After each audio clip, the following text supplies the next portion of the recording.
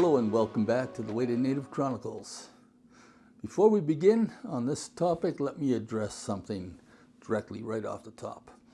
Some might say I have no right to speak on this topic, that because I'm not Indigenous. I should stay silent when it comes to the two-spirit identity or what it may have meant in Indigenous cultures.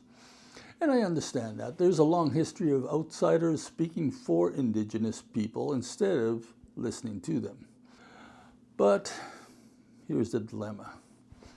What if the modern two-spirit concept is, in large part, a Western ideological creation, borrowing selected Indigenous elements, not to preserve them, but to serve a progressivist agenda? If that's the case, then staying silent becomes a part of the problem, because misrepresenting or co-opting Indigenous culture in the name of inclusivity is still appropriation, even when it's done by those claiming to be allies. This video isn't about speaking over Indigenous voices. It's about asking tough questions, such as, what actually existed before contact? Are we being historically honest? And are we respecting Indigenous traditions or reshaping them to validate modern Western beliefs? Let's walk carefully, but critically, into this complex topic.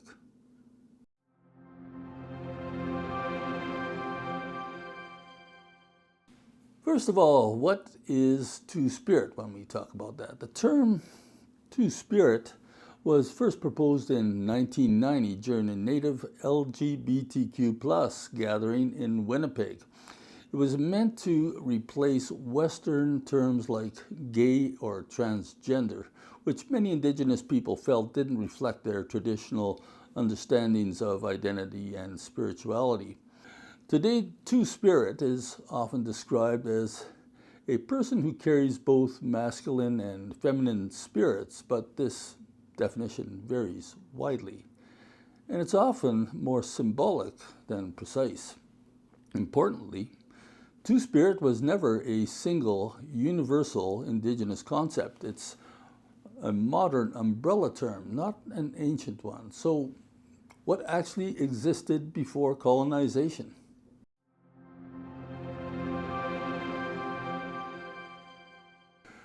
Early accounts from European missionaries and anthropologists mention non-conforming gender roles in some tribes. The Zuni had what's called Ilhamana, probably botched that pronunciation real good, but those were male-bodied individuals who took on female roles, often in ceremonial or weaving context. Among the Lakota, Winktei, another mispronunciation, I'm sure on my part, were said to have spiritual responsibilities and often lived outside typical male roles. The Navajo recognize Nalihi, again mispronounced, people who were seen as spiritually balanced between masculine and feminine energies. But here's the important part. Those roles were culturally specific, not generalizable across all Indigenous peoples. Most First Nations and tribal communities did not have equivalent categories, and even among those that did, these roles weren't always about gender fluidity in a modern sense. They were often tied to cosmology, social duty, or ritual. And crucially, much of the recorded information did come from outsiders, Jesuits, colonial officials, and early anthropologists, who may have misunderstood or distorted what they saw through their own cultural lenses. So we're left with fragmentary, inconsistent records, and yet today, many speak of two-spirit as if it were a foundational pan-Indigenous belief. That's a belief we need to question. It's a leap.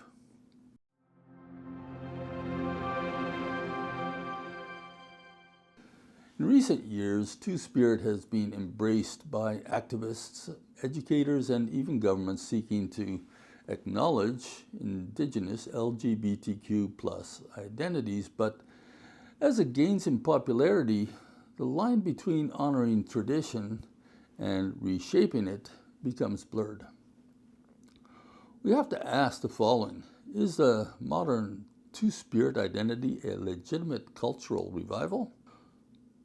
Or is it being reconstructed through the lens of Western gender theory? Here's the danger. By folding Indigenous identities into a Western framework of self-defined gender identity, we risk flattening the deep cultural diversity that once existed. Many traditional roles were about duties, kinship obligations, and spiritual balance, not feelings of being a man in a woman's body or vice versa. To pretend otherwise may be projecting modern ideology onto cultures that had their own ways of understanding the world.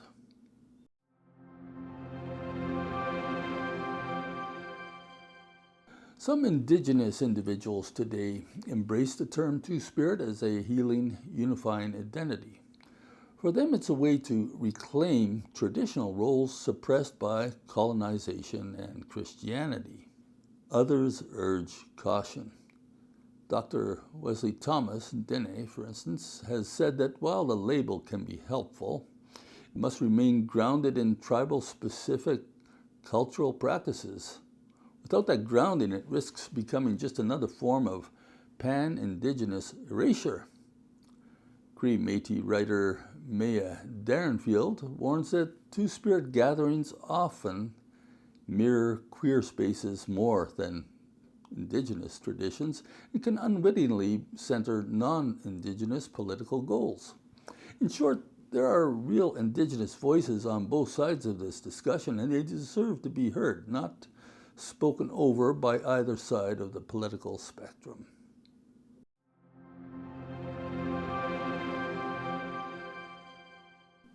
And there's another hard truth to face, especially for those of us who care about Indigenous empowerment.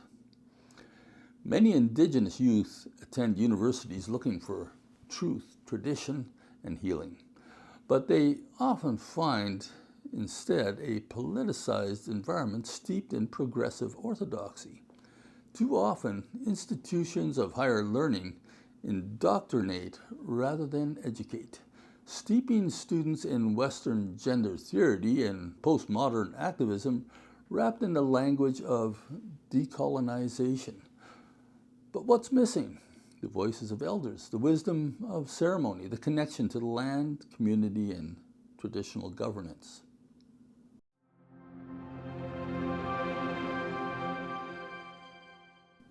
Now let me share something personal. I've been married for 50 years to a First Nations woman, raised on reserve, fully fluent in her language, deeply immersed in the cultural teachings of her people.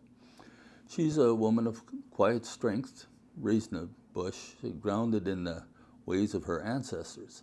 And when she hears people talk about Two-Spirit as if it were a sacred pan-Indigenous institution that's always existed, she looks at me and just shakes her head. Part of the problem is that her people, the Dene Tha, and I'm sure many others, they're intensely private when it comes to disclosing their ways to outsiders. So she's going to speak a little next, but keep in mind that a lot is going to be kept under the lid, and she'll probably make some of her remarks in her native language to keep it just amongst themselves.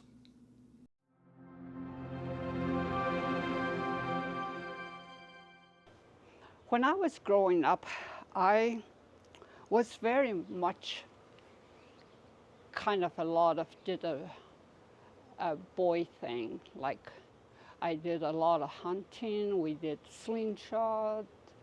I come from a large family that were dominated by boys, but I knew all along that I'm a girl, and I never considered myself being a boy.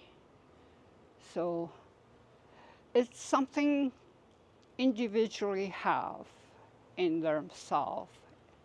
And I think it's up to them. For me, like, two spirit, one spirit is an evil one that trying to work into your body. So for us, it's only one spirit. Ka honte netsala don de show honte de do genke wo. I want it do de do ate. Tsu ate. I want de do ke wo ahu honte da we I sau jong ka sinju kataha ji se chila honte honte ke wo ahu da wo ye. Da itzeli honte. Dene la chike zoha guo yon only. E du on keti on dele. Chike on keti kutsa de chike on bishine catch da yaon. Ida chike zoha ki katsani on la hota kaini on. Iki ha dene itlu hui de liao de du ju be azon Keu, Theu, Tu, Walling de Yahila, Shiggers Hanku, go, then I only, go on, then only. Did you onket it as you did? Onket it, Shigela, Zatonti, catch it out. Tonton, one time there's a kid, a boy that was in from Treaty 6, had gender change, and I read his diary. It is so sad that he had to go through it. He eventually had to commit suicide because he was in so much pain. So, tonton, Treaty 6 was in Desoa. 16, 17 beyake. Yon, tu ahte kudu. You dene honti. Gitsandi you go aho hontu. Tu zin wolien tu kihi be atsele hega ke oe aho. Gai giin talu ke konese. Honto ni gini chu. Olohi halo teta easy wo. But what should moho de dihu tatsule edu you dene good sin that it how edulia ka wo tsu han de tsai di di you tsai do. It dim be kon do he sati tane la tao should di ge honte go do. It is a long guy do the heavy who are jaw teeth and hoti chow. Okay, the co only co you only it you a joint the neg that guillon on haunted the ne do go away. That it dead haunt on haunted do go away. Each all long sit down. And they would jump again. The two don't two out there. The don't they go out there. Move on. That's it. I say do haunt them. Cook you the now the do go haunt the cook at the hill. Well, no, they go out do the hissing. Yeah, who want to it should the net that haunt the go away. Then I did out the culture of this in New Di how a day agili, a ducho. Each on haunted than a blue holy. I think God the hair he did that say how. Uka e card see. All had that's all routine. We do haunted that. That's here out there. So that's on the mercy.